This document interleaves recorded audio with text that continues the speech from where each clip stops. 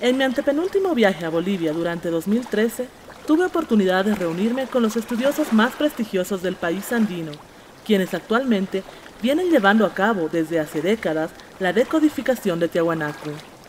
Uno de esos investigadores tiene a Luis Fernando Pacheco Medrano como un incansable traductor de aquel mundo perdido, quien amablemente fuera anfitrión, en su hermosa casa de estilo colonial. Durante el acercamiento con aquellos investigadores, silenciosos pero tenaces, que lejos de reflectores oficiales vienen trabajando arduamente. En el caso de Luis Fernando, sus credenciales académicas revelan a un hombre entrenado en estos misterios, resultado de sus extensos viajes hacia ruinas arqueológicas y museos por todo el mundo, además de ser un eximio epigrafista que le permitieron ir descubriendo este universo poco comprendido y que más tarde explayaría en sendas obras de exquisita escritura. Artista de la plástica y empresario de prestigio, su tiempo libre lo dedica activamente a la magna tarea consagrada a los enigmas sagrados de Tiwanaku, en la que lleva invertido casi 5 décadas de activa participación en la escena local de su país. Sin duda, una voz entrenada y digna de leer. Atienda al lector. Débora Gonster.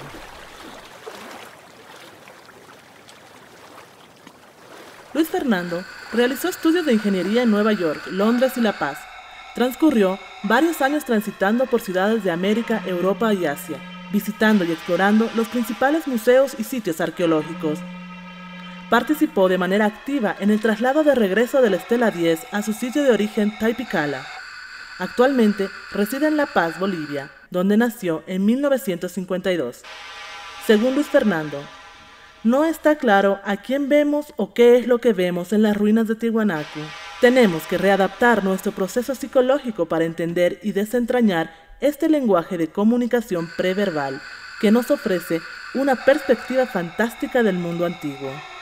El medio por el que me valí fue puramente el análisis y la clasificación de los signos y sus determinativos. De igual manera, los trabajos de connotación lingüística que sentaron la base de la egiptología ofrecieron diferentes rutas y matices a la investigación.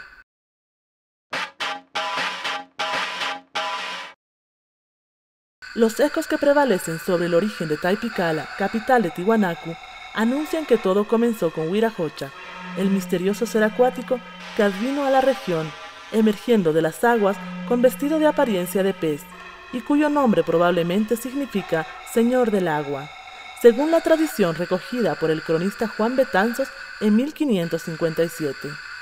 Esa era la raza feliz.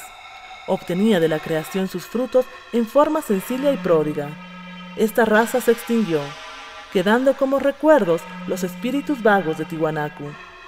La concepción general hace de ellos seres superiores de gran potencia y actividad. En esa época se desarrollaron con gran ingenio y dedicación campos de cultivo en plataformas elevadas acomodadas entre canales de agua. El agua la distribuían por medios artificiales e inundaciones controladas. Esto permitió una condición de superabundancia y variedad en la producción agropecuaria, suceso que marca el inicio de la historia agrícola en los Andes. Las portadas de una sola pieza, las cuales obras, no se alcanza ni se entiende con qué instrumentos se pudieron labrar.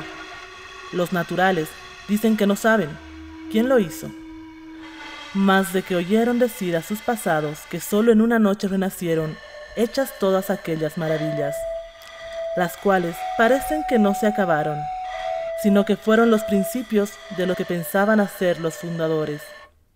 Entre otras obras que hay en aquel sitio, que son para admirar, una de ellas es un cerro o un collado hecho a mano, tan alto que causa admiración.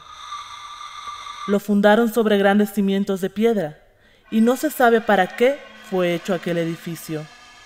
2 figuras gigantes entallados en piedra, con vestiduras largas hasta el suelo, y con sus tocados en la cabeza. Se ve una muralla grandísima de piedra. También en otra parte, otros edificios bravos, según Garcilaso.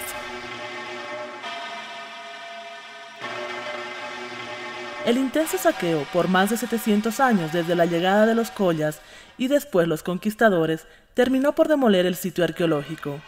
Un edificio en particular, Puma Punku, fue descrito por los conquistadores y viajeros españoles de los siglos XVI y XVII como un edificio maravilloso, aunque sin terminar, con entradas y ventanas talladas en bloques individuales, inigualable en el Nuevo Mundo precolombino. Cualquier estudio del simbolismo de los felinos debe tomar en cuenta que una larga data de por lo menos 10.000 años antes de Cristo puede asignarse a la compleja relación en la amerindia hombre-puma. El complejo de Puma Punku, la pirámide de Acapana, facilitaron el movimiento de grandes multitudes de peregrinos. Sirvió como umbral de acceso a la ciudad de Taipicala. En los Andes del centro-sur, los orígenes del estado de Tiahuanacu están relacionados con la expansión de un estado religioso e integración panandina. Mantenía un dominio tanto político como religioso en la región.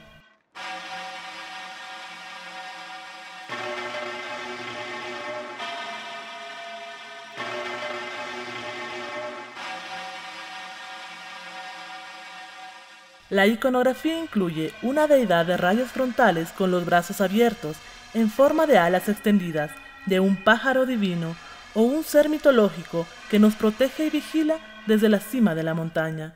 Su ambiente habitual de guerra o de cacería.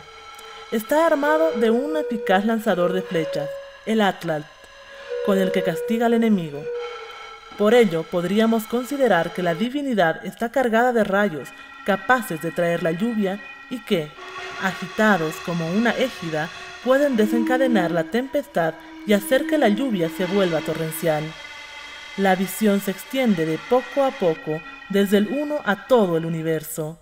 Los 24 hombres alados, dispuestos a izquierda y derecha de la divinidad, constituyen el modelo dualista de la sociedad y del mundo. Opuestos antagónicos y complementarios conforman una sola entidad contradictoria. Tunupa Huiracocha ha sido identificado con el dios precolonial de los fenómenos naturales.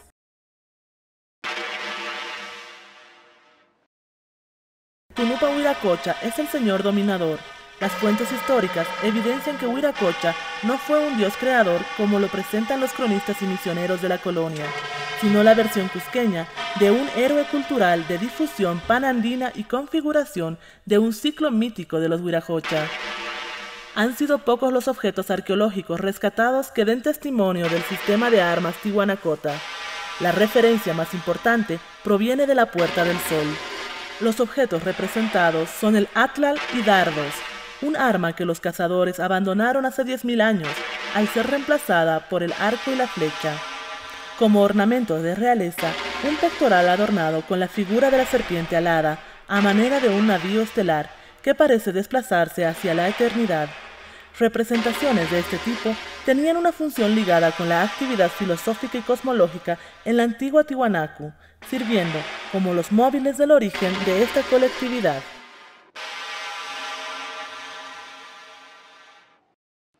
El Atlatl era utilizado en torneos, la caza y la guerra. Se confirma aquello en los relieves de la Puerta del Sol, que venimos estudiando, donde se advierten cabezas antropomorfas y zoomorfas de los enemigos sometidos y de las bestias cazadas a manera de trofeos.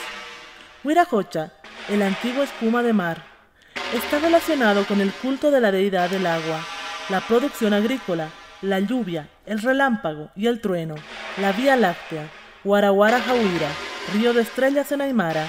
De acá se obtiene el significado del nombre Huiracocha. Huira es contracción de Jauira, río en castellano, y Hachu es vigilante. Por tanto, Huiracocha, del aymara llevado al castellano, es señor dominador o señor del agua, cuya presencia mítica se da en varias culturas remontándose a unos 4.500 años de antigüedad. Adquiere alucinantes proyecciones al ser encontrado en caprichosas formas y representaciones en la cultura del estado Tihuanacota.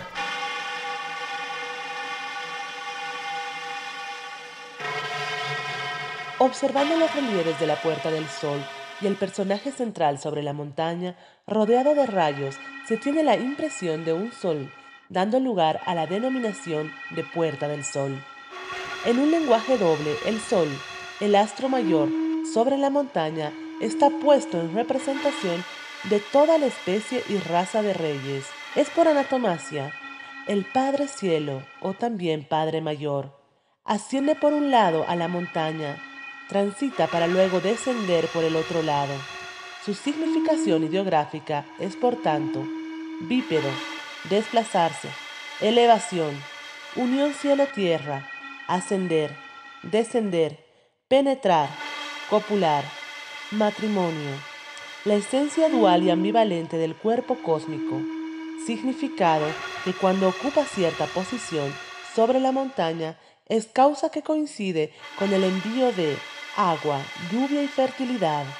Cuando el estado de Tiahuanaco se encontraba en los mejores días de su esplendor, sucumbió a causa de una gran sequía en el año 1000 de nuestra era.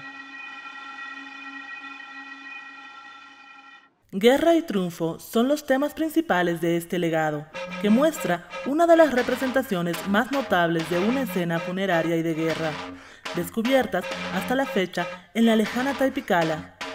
Se confirma ello en los relieves que venimos estudiando, donde se advierten escenas de marchas, mostrando la presencia de un ejército organizado que implica líderes y armas, cabezas trofeo de los enemigos y las bestias cazadas. Los brazos extendidos hacen referencia al poder de su accionar y su obra. Sostiene las armas o báculos de autoridad figurando ser un gran guerrero y cazador. Sin duda, el artista hace referencia a hechos históricos importantes que se constituyen en el origen de la identidad andina y epicentro del nacimiento de Taipicala, capital de Tiwanaku, que fue más avanzada que otras culturas de la Edad de Piedra y se instituyó como la región central o piedra fundamental para muchas de ellas.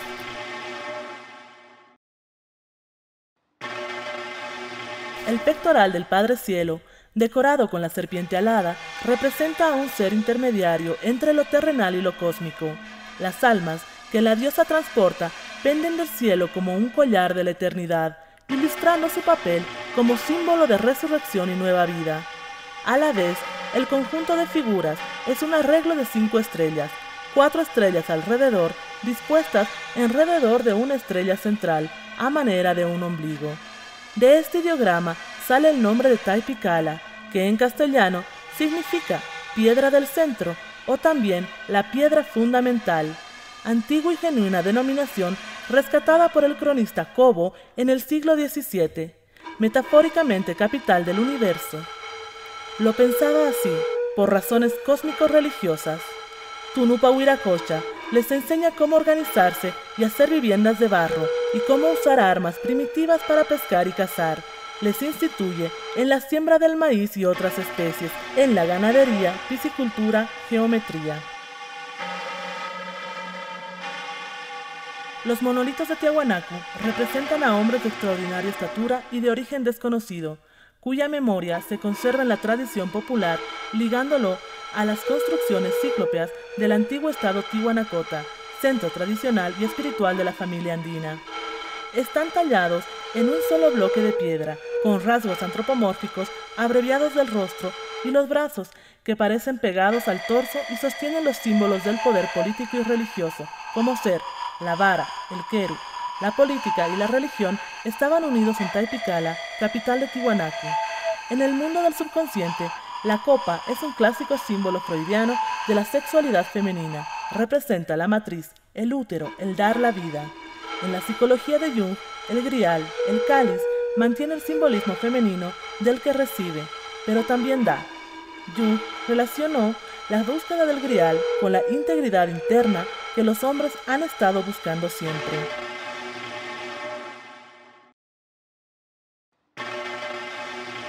La estela 10 es el distinguido señor de la copa, o también el sembrador. Por eso está representado con los pies descalzos, en íntimo contacto con la tierra. Está cargado de semillas cósmicas, que son esencia divina de hombres y mujeres, plantas y animales.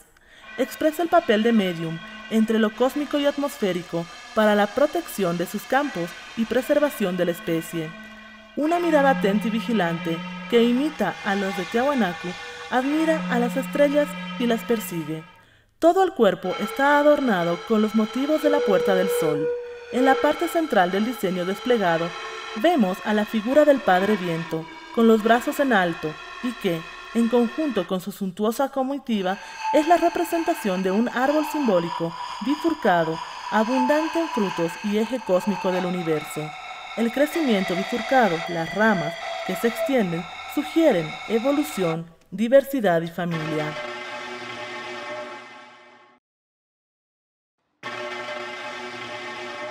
El personaje central, gracias a sus prodigiosos calzados alados, se desplaza volando sobre la montaña, como queriendo ligar dicho simbolismo a la noción de correspondencia a un movimiento suelto en un contexto más móvil, lo cósmico y lo atmosférico en combinación y asociación a la divinidad.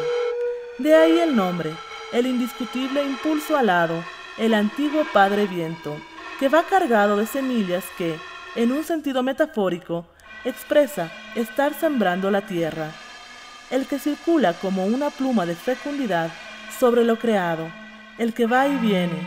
He ahí nuevamente el origen del nombre del Gran Pachacuti, o el Gran Vía Alado, o también el Padre Viento. Entre otros significados tenemos el retorno de los tiempos. Los espíritus holísticos se identificaban con las fuerzas ocultas de la naturaleza y con los espíritus que habitan en ello, siendo el agua uno de los símbolos por excelencia en la antigua Tiwanaku.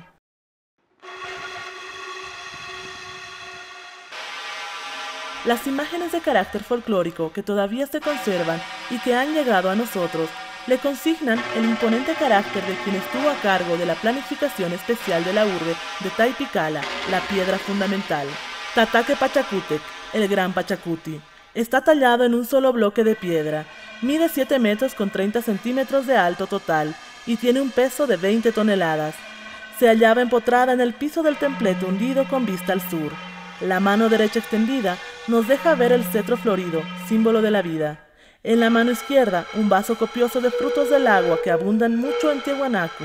Por medio de las obras del agua, los símbolos sirven para explicar la creación del mundo.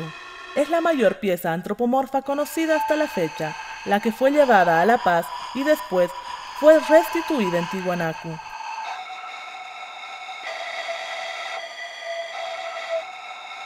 Durante miles de años, los movimientos de la bóveda celeste han simbolizado los funcionamientos de la divinidad. Muchas constelaciones son reflejos de importantes símbolos, mitos y deidades. En algunas culturas se pensó que las estrellas representan a los difuntos y que ellos ocupan un lugar en el firmamento para guiarnos en la noche. En consecuencia, durante mucho tiempo, las personas han tenido la creencia de que las estrellas influyen en la vida humana. En sus relatos de 1588, el padre Bartolomé Álvarez hace estas referencias: yo soy Cupaya, el muerto, el alma, la sombra, el anciano. En este dicho, entienden que, por haber llegado a tan vieja edad, ya están constituidos para ir donde fueron sus antepasados.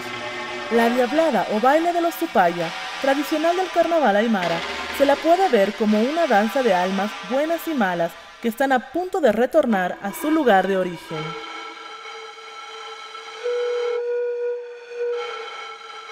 A diferencia de los sistemas astronómicos europeos y asiáticos, el sistema de los pueblos andinos funciona con base a las constelaciones oscuras en la Vía Láctea y algunos asterismos como Ser, las Pléyades, Cruz del Sur, Orión. El cosmos estaba reflejado en todo lo que ellos veían y jugó un papel muy importante para la construcción de sus ciudades, edificios y monumentos, para reproducir sus movimientos respectivos con fines agrícolas, y esto los llevaba a interactuar con el cosmos continuamente. Entre las constelaciones oscuras tenemos la Yacana o Llama, cuyos ojos, Alfa y Beta Centauro, son estrellas guía de la Cruz del Sur.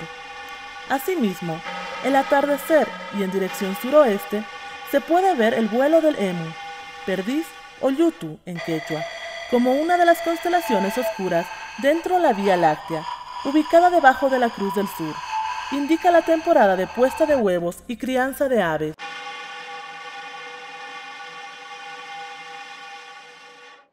Los pobladores de las partes altas, donde cae la lluvia con fiereza entre truenos, rayos y relámpagos, afirman que, en ciertas ocasiones, ven primero un felino desplazarse por los aires entre las nubes grises, entre mayo y octubre. Sin duda, es el señor de la tempestad, y casi siempre sale de los pugios o manantiales o cerca de ellos para fertilizar la tierra. No es solo imaginar figuras, sino que, como todos los pueblos originarios del planeta, estaban atentos a las funciones biológicas de estos animales, ya que, cuando estas constelaciones están en determinadas posiciones, son correlativas al comportamiento de dichas criaturas en la Tierra. Las Pléyades eran la constelación más importante y regulaba la temporada agrícola y por ende las fiestas y ceremonias. La nueva trayectoria se daba cuando se ponían en el oeste, marcando el final de la temporada seca y comienzo de la época de lluvias.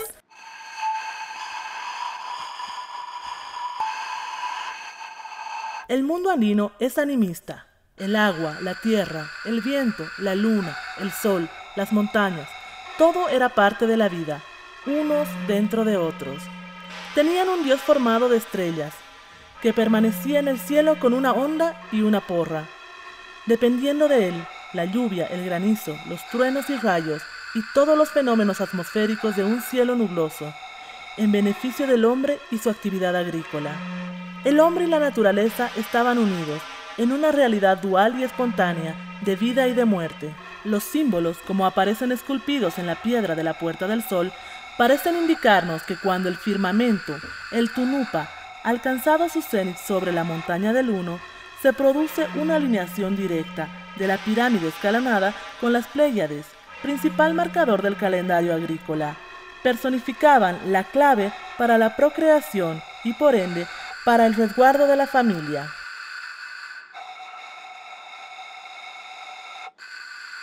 El sujeto práctico de la estela 10 es la multiplicidad, es la serie, varios cuerpos, un solo espíritu, en oposición al sujeto racional de la Puerta del Sol, que es la unidad, el cuerpo que acoge a todos. Tiwanaku fue alfabetizada. Sus imágenes primarias y simbólicas gozan de muchos significados y reflejan los patrones básicos universales de su cosmovisión e historia. Taipicala atraía visitantes de todas las latitudes. Cada templo u observatorio es una alegoría en piedra resumiendo el universo y relacionan el culto funerario y las observaciones astronómicas. En consecuencia, Tiwanaku fue alfabetizada y sus imágenes primarias y simbólicas gozan de mucho significado y reflejan los patrones básicos y los temas universales de su cosmovisión e historia. Dicha teoría ubica a los Andes como territorio central en los mapas históricos de la antigüedad, más aún cuando hay algunas leyendas que hablan de la ciudad como un paraíso social. Tiwanaku era un estado religioso que se desarrolló en la cuenca del lago Titicaca. Su cosmovisión estaba fundamentada en un universo multinivel, con reinos espirituales por encima y por debajo del horizonte en el que vivimos humanos, animales y plantas. Las leyendas de Tiwanaku son historias del desplazamiento. Hablan del traslado, del viaje, de marchas precipitadas y peregrinajes, de saltos del mapa, de conquistas y colonizaciones.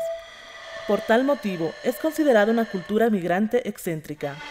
Cruzaron cordilleras, selvas y valles profundos y lejanos hasta llegar al lago Titicaca, cuya cuenca, según estudios recientes, se encuentra entre las pocas regiones del mundo que experimentaron la formación de un estado primario. Se han detectado 6 regiones del planeta donde ese estado arcaico surge por primera vez y de manera autónoma e independiente, sin que sea un proceso de copia ni de imitación. Y esas 6 áreas son los Andes, Mesopotamia, Egipto, China, la India y Mesoamérica.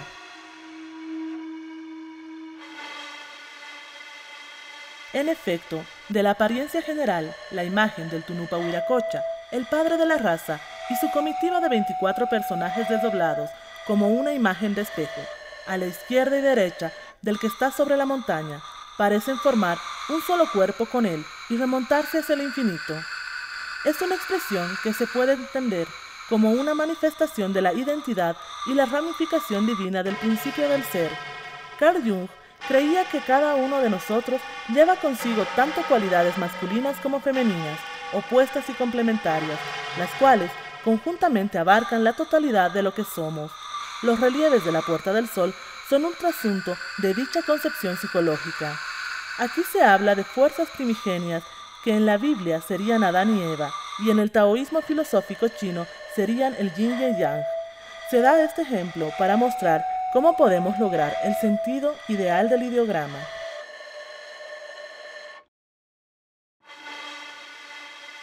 En suma, los grabados como aparecen en la Puerta del Sol fueron inspirados en observaciones antiguas del cielo. El universo era concebido como una enorme bóveda con las columnas apoyadas en lo profundo de los abismos.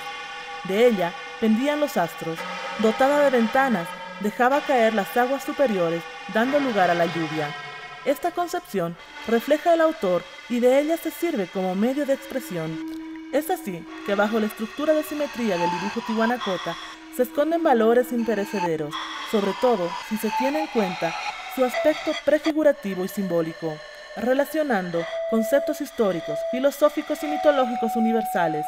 Se ha logrado determinar las ideas primarias derivadas de su cosmogonía. Varios dibujos de la iconografía tihuanacota, como el arte de la Puerta del Sol, no emplean el dibujo de perspectiva. Esta manera de dibujar nos recuerda a la de un niño que no representa lo que ve, sino lo que se imagina.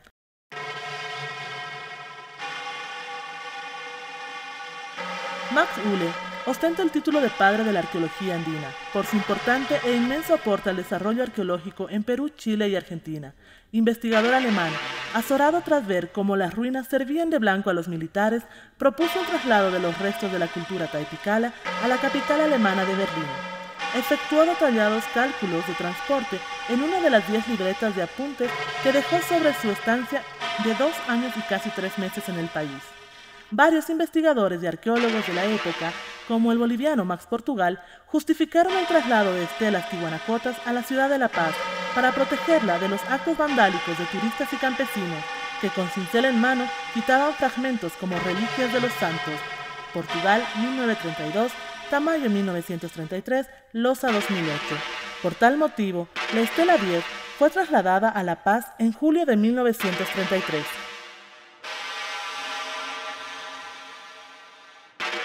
Actualmente se ha postulado que una brusca y prolongada disminución de las precipitaciones ocurridas alrededor del año 1000 después de Cristo produjo la declinación y la posterior desarticulación del estado tihuanacota. El principio básico de ver similitudes en forma de metáfora sustenta el principio operativo de todos los símbolos tihuanacotas que vemos en sus monumentos, arquitectura, cerámica. Cada símbolo de Tiwanaku se basa en uno o más enlaces metafóricos. Busque el enlace S y tendrá una forma segura de entender los ideogramas correctamente. En la simbología tihuanacota prima el concepto unión cielo, tierra, raza. La mayoría de las figuras, tanto las grandes esculturas como pequeñas figurillas, expresan fundamentalmente dos temas. En un primer grupo están las figuras relacionadas, tal vez, con el concepto de tierra y fertilidad. El segundo está vinculado al tema de la muerte, los entierros y la vida de ultratumba. En este caso, las representaciones pueden ser de hombres y mujeres, zoomorfas y formas compuestas.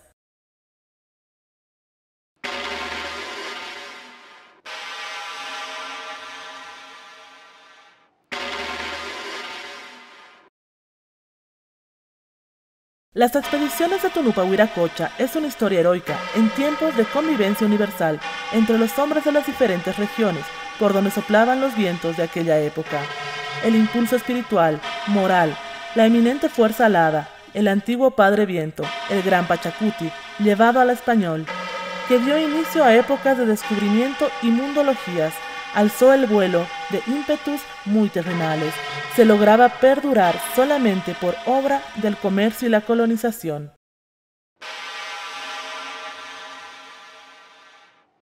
Los ecos que prevalecen sobre el origen de Taipicala anuncian que todo comenzó con Huiracocha, el misterioso ser acuático que advino a la región emergiendo de las aguas con vestidos de apariencia de pez, cuyo nombre significa Señor del Agua, o también Señor Dominador, según la tradición recogida por el cronista Juan Betanzos en 1557. Todas las fábulas o leyendas, por medio de las cuales la imaginación andina interpreta los orígenes, giran invariablemente alrededor de estos dictados. Conforme a las leyendas, cuando las aguas del diluvio comenzaron su descenso, la deidad sirenaiforme llamada Copacabana, subida sobre la península a la cual dio su nombre, vislumbra sobre las aguas la primera luz del entendimiento humano. Marca el inicio del calendario aymara, de antigüedad similar al calendario hebreo, 3008 a.C. En el año 500 a.C. se erige a orillas del lago Titicaca un monolito de piedra verduzca y resplandeciente en honor a la madre de las aguas y de los peces. Huiracocha surgió del lago Titicaca, hizo el cielo, la tierra, creó a los hombres y dándoles un señor que debía gobernarlos regresó al lago. Se apareció con cierto número de gente. Eran los enviados venidos por agua y conocidos como los huiracochas. Pachacútec, Tunupa, Illapa, Laorajaque, Perum. El hacedor estaba en Tiwanaku, porque dicen que aquel era su principal asiento. Cobo 1615, Cristóbal de Molina 1557. A su vez, cuenta lo siguiente. En Tiahuanacu, el hacedor empezó a hacer las gentes y naciones que en este orbe hay, y haciendo de barro cada nación, pintándoles los trajes y vestidos que cada uno había de traer y tener. Hizo el sol, la luna y las estrellas, y mandó al sol, la luna y las estrellas, fuesen a la isla de Titicaca, que está allí cerca, y que desde allí subiesen al cielo.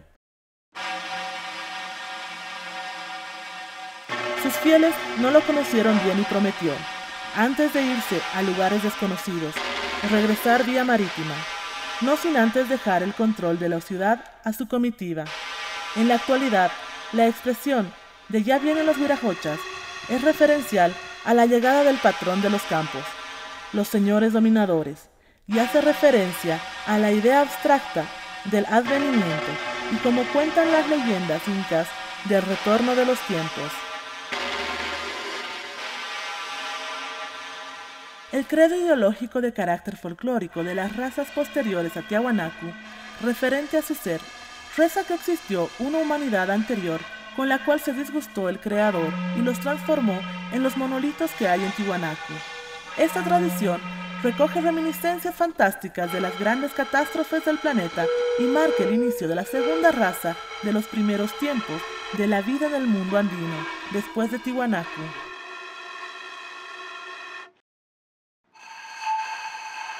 Poco sobrevive de los antiguos templos y palacios de Taipicala, capital de Tiwanaku, ya que como Sacsayhuamán en el Cusco, el lugar fue convertido en cantera para los constructores de la América colonial y republicana. Muchos de los que visitaron la gran ciudad, desde los mercenarios collas y algunos aventureros extranjeros del siglo pasado en adelante, grabaron sus nombres en las rudimentarias obras de exploración y en actos de vandalismo.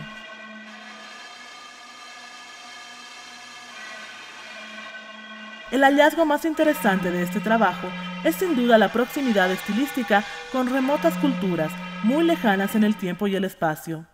Deducimos aquello a partir de que los distintos complejos arquitectónicos corresponden a diferentes patrones estilísticos. Acapana, Pumapunku, Calasasaya y otros. Tiwanaku no tiene la grandiosidad ni la solemnidad de otras manifestaciones, pero su estilo es tan sencillo, tan directo y tan original que pueden ser un modelo de narrativa para todas las formas antiguas. Si bien la historia se desarrolla en un orden cronológico, la evolución de la comunicación es resultado de la interacción humana, donde varias memorias confluyen. La obra de arte iniciadora, al igual que los distintos hallazgos arqueológicos, son arrancados de sus contextos históricos originales, desconociendo su personalidad y semiótica de principio, creando un estilo sincrónico que ofrece una nueva perspectiva de la realidad humana.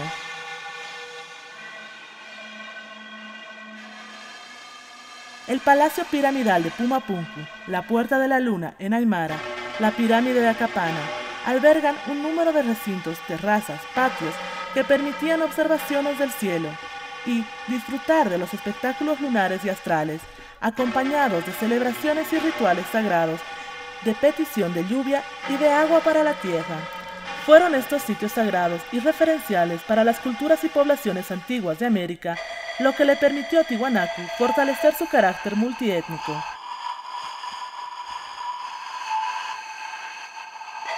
Taypicala fue de gran importancia al ser el primer estado civilizador de la región andina y coincide con la floración de Cahuachi, capital nazca, que también sirvió como centro de peregrinación entre 50 y 300 después de Cristo.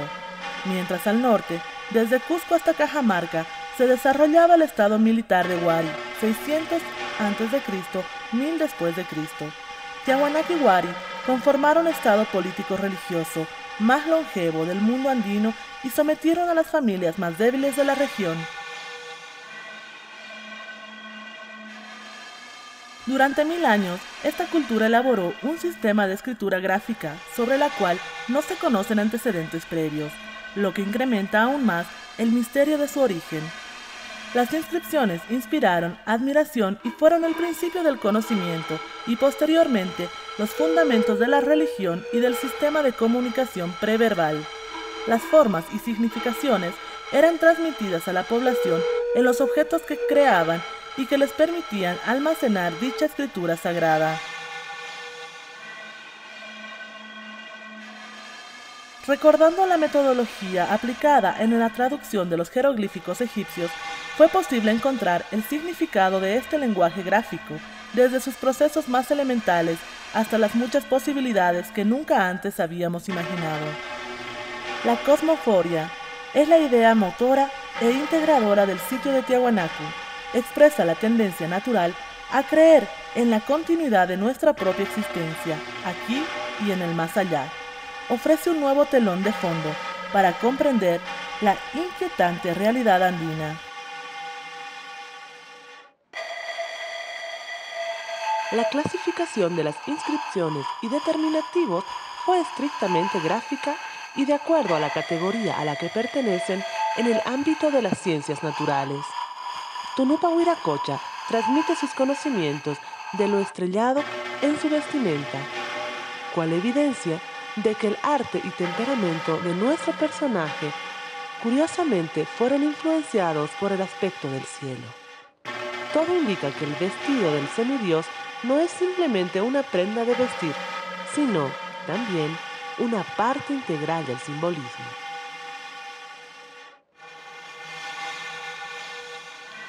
Según los cronistas españoles, en la cima de la pirámide, en el punto más elevado de su cúspide, se encuentra una piscina de agua, a manera de una cruz cuadrante, que era utilizada para observaciones de la cúpula celeste cuando ésta alcanzaba su cenit.